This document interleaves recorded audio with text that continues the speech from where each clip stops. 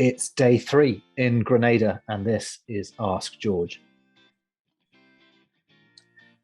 George, our first question comes from Jimbo. It's quite blunt. Is this the lowest moment for England red ball cricket since the New Zealand home defeat?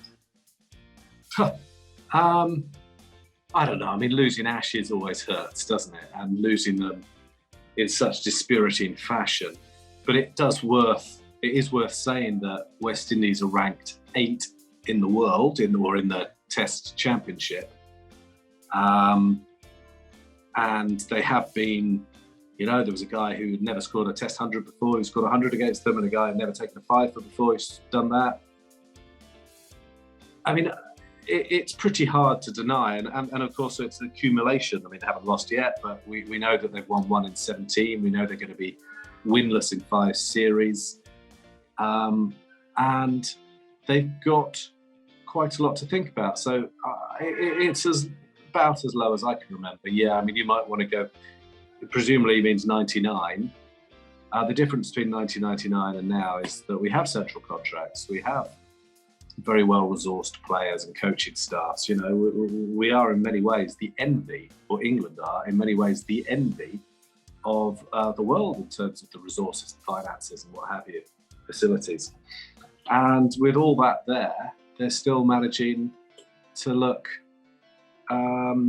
barely competent. And that's harsh, but it's also true. I mean, they couldn't bowl the new ball straight, and they couldn't bat straight. Your piece this evening is quite scathing on every aspect. I mean, it's not touching new ground, really. I think maybe that's the most dispiriting thing for you as someone who's been covering the game for so long at the highest level, is that you're not saying anything new in your piece today, yet it is just as withering as several of your pieces have been over the course of the last 3 or 4 years.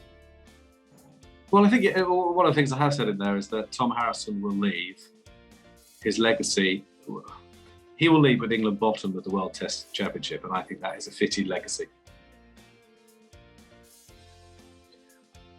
Well, let's move on to the next question from Joshua Owen, because it's on the same topic, and that question is, what is it going to take for Tom Harrison to go?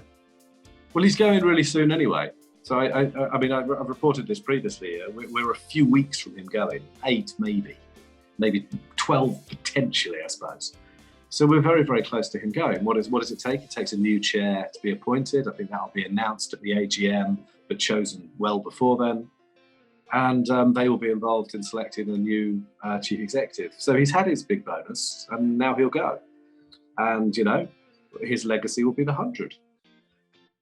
And some people think that's great. Some people think that will be, and it's not a completely unreasonable thing to think, some people will think that will inspire a new generation to want to watch and play. And so we'll have a bigger pool of players or resources wanting to play the game in England.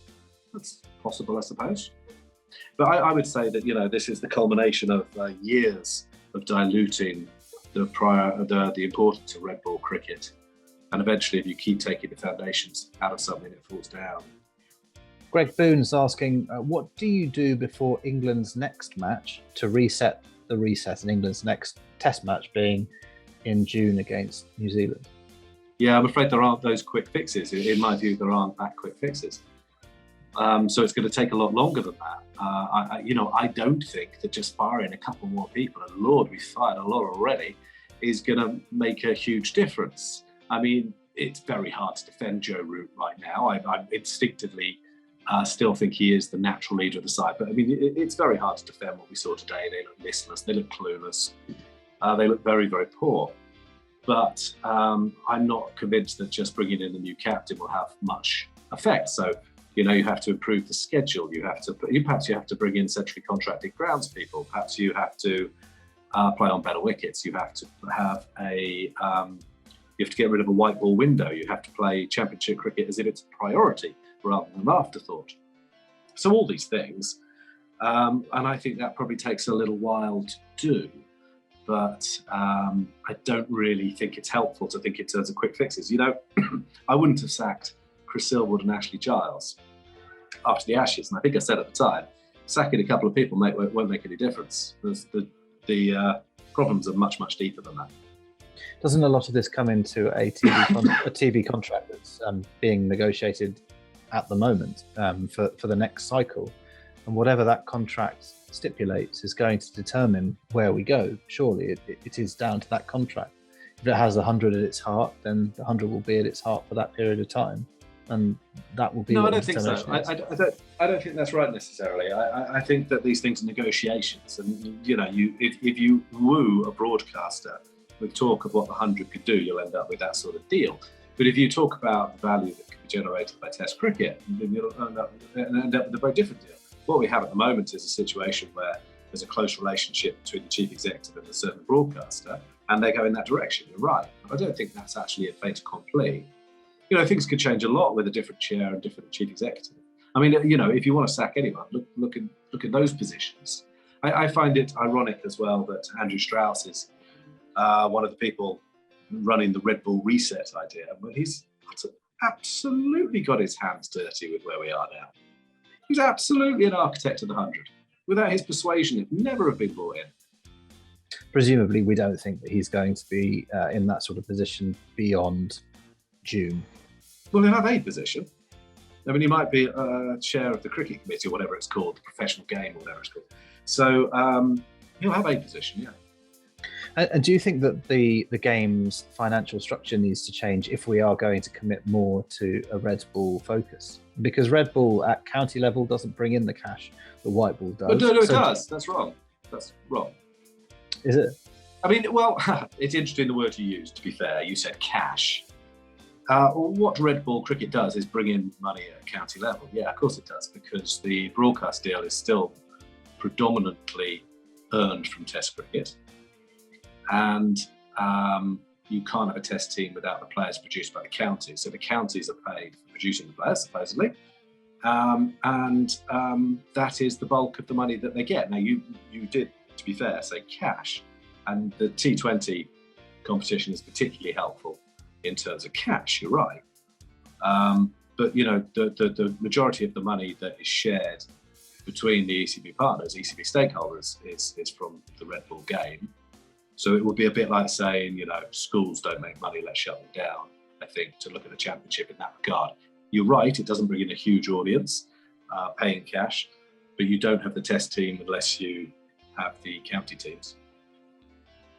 There's a question here, again, back on the captaincy, which certainly is being discussed online again tonight. The question's from Rich Turner, and he's asking, Broad, Stokes, someone else, who has the best mindset to lead England out of this trough? Well, I expect it'll be Stokes. Was Broad one of those suggestions? Yes. Well, I mean, he doesn't get in the side automatically, does he? And he hasn't done for a couple of years on and off.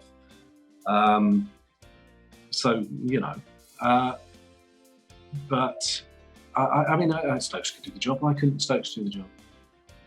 I mean, the worry with Stokes is that a few months ago, you would be justifiably worried about his mental health, I suppose, because he took a break from the game. He was just coming back. He was, finding his way. Without knowing the intricate details of how he is in that regard, I don't see. I mean, it's captaincy. Lots of people have captained before. He's a very intelligent cricketer, pretty much brought up on a cricket field. I don't think that he would have a huge problem doing it. I just don't think that captaincy is the key problem. Having said that, Joe Root's captaincy has been quite hard to defend today. England were poor in that first session, listless. And there wasn't a lot of evidence that he was coaxing even intelligent performances out of his players with the bat. Let's move on to an interesting question from Alex Gilmer, who's asking, should Red Bull central contracts be increased, presumed by the value be increased, to put players off the lure of T20? No, I don't see why. I don't think they get paid a fortune. No, I think that's a red herring, if anything. No. There's quite a lot of money for playing Red Bull cricket, which is why you pretty much don't see anyone spurn it in England. Not sure of many examples of that, certainly in recent years. I mean, they've had the opportunity to do both, and why wouldn't you? But I'm not sure that just throwing money at it is the problem. I actually think the players have become a little bit cosseted. Even today, I get that the coaches don't want to criticise them in public, but there are a lot of excuses made for the players. I mean, Paul Collingwood said they deserve medals. He said that one of the bowling performances in this tour was one of the best he'd ever seen, and they were, all day and took 3 wickets or whatever. I hope that someone shouted at a couple of them. I hope someone, Zach Crawley's obviously a talented player, but his shot today was stupid. It was dumb. And you don't really mind, you understand if someone gets a great ball. I think Alex Lees is a terrifically limited player in lots of ways. But by God, they had to dig him out. They had to, it took an absolute grubber to get him out. Zach Crawley, having watched Justice Silva play the ball right in front of his eyes for hours, wafts at the ball, just puts some price on your wicket. And I hope they told him that. Equally, Johnny Bairstow, how many tests he played? 80? Just a little bit of jit behind the stumps, and he plays a daft slog, really. From a guy who played, 8 tests? It's just so easy to get to these fellas. And Joe Root obviously played as bad a shot as anyone. I mean, he's obviously rattled and disappointed, and he's earned the right probably to play a bad shot. But under pressure, he capitulated, make no bones about it. So no, I hope that, I think probably the game, the team needs someone to come in and be a little bit less gentle with them. Justin Langer?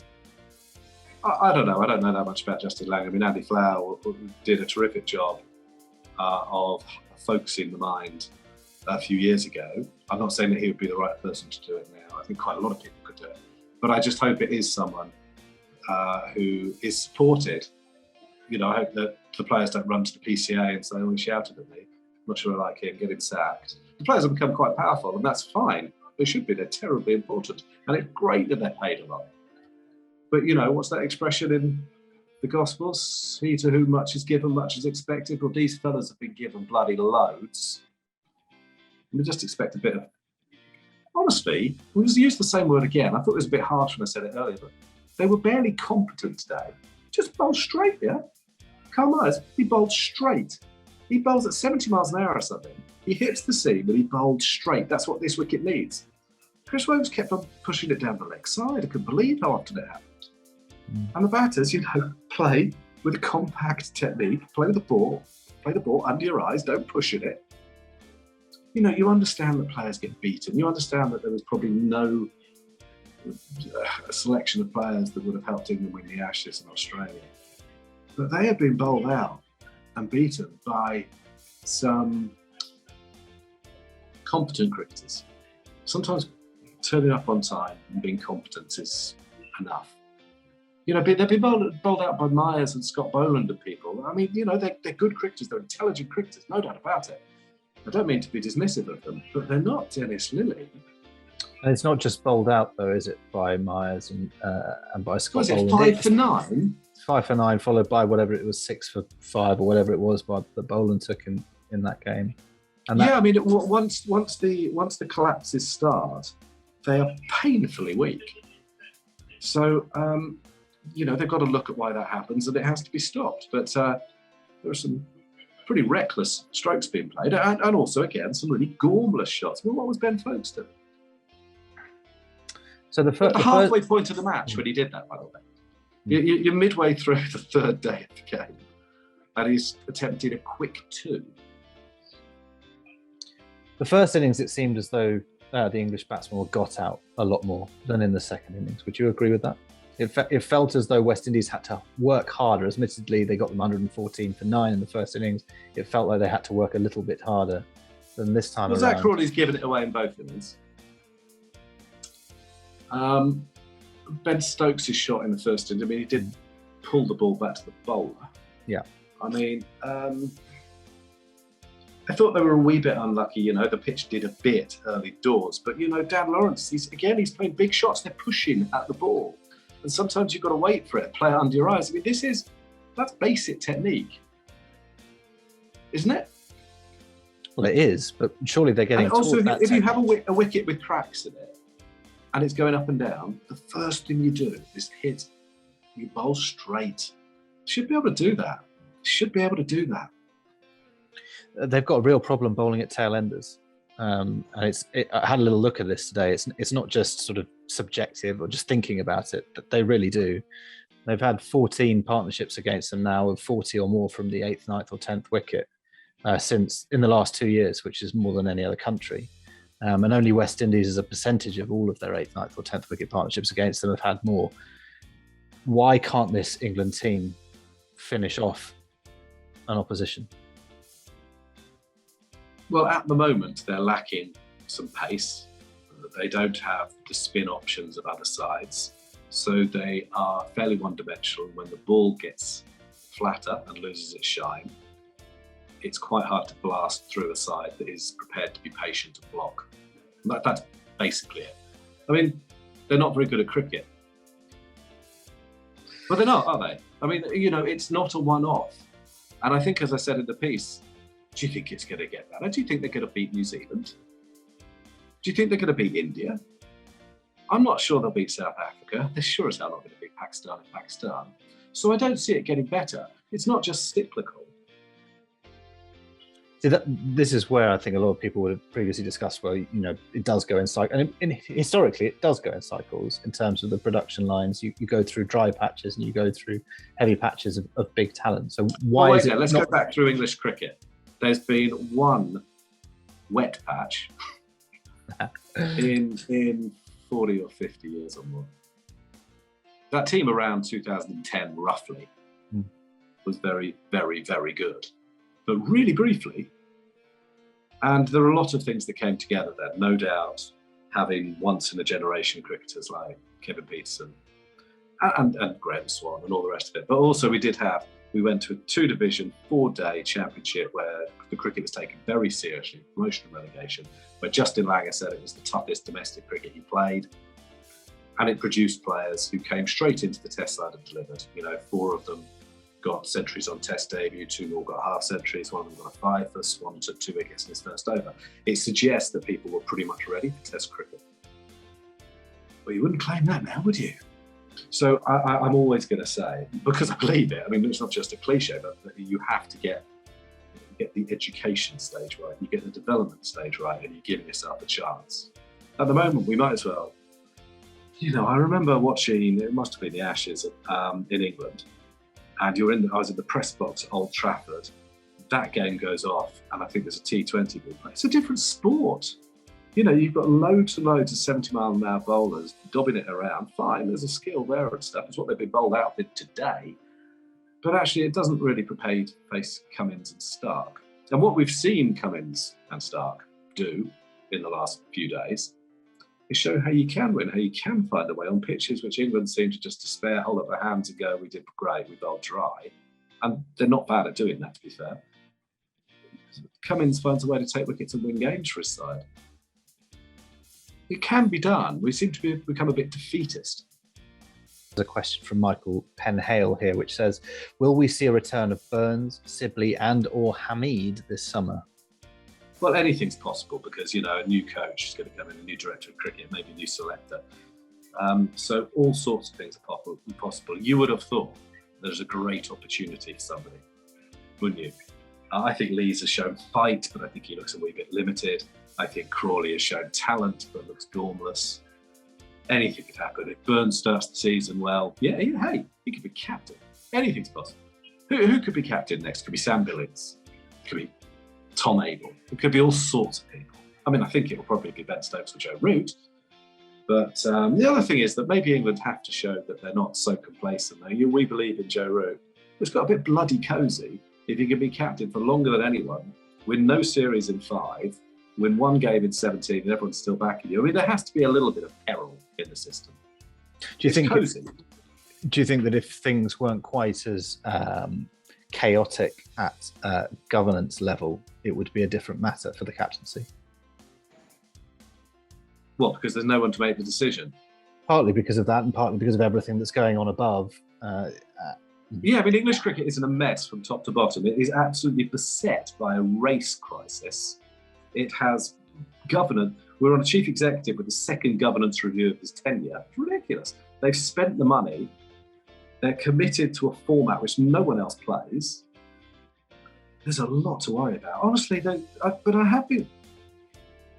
not very good at administration, because all they looked at was, I detest the culture of personal bonuses. I think it's completely inappropriate. I actually think it's inappropriate in business.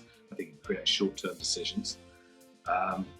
And that's what we've seen. We've seen terribly short-term decisions. Honestly, English cricket is in a mess, whichever way you look at it. It could be resolved, but it's going to take some time.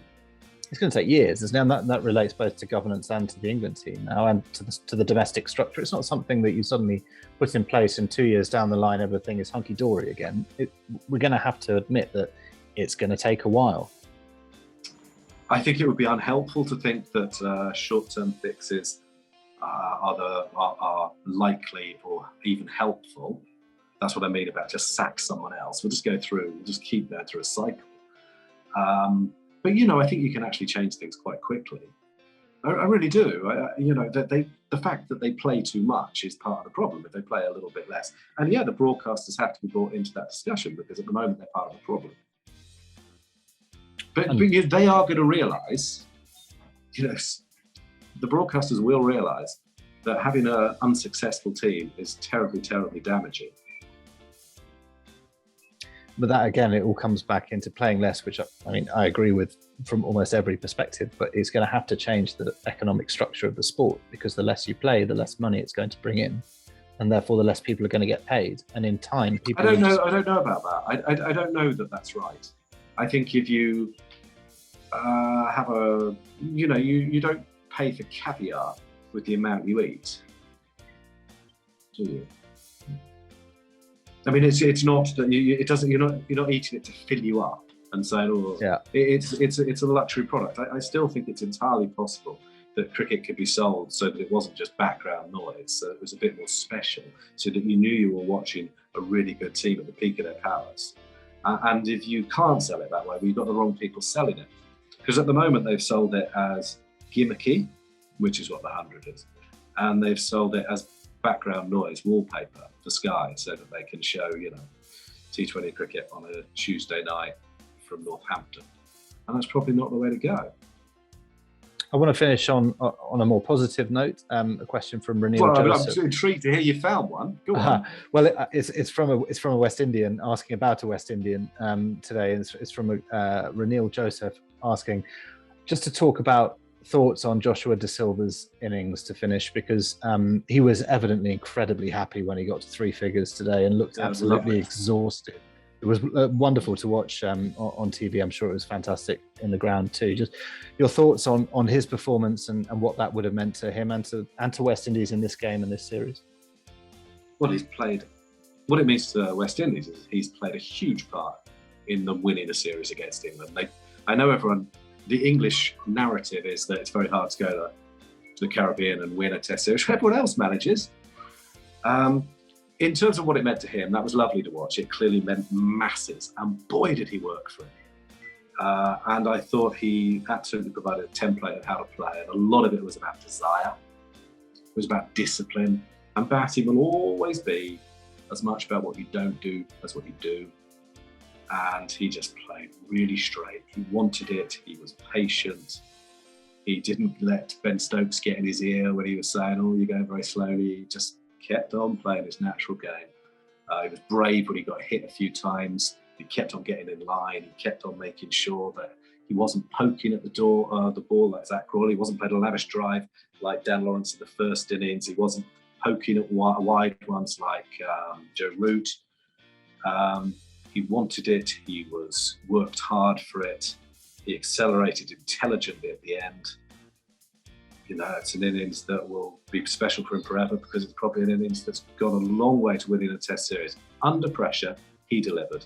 Excellent.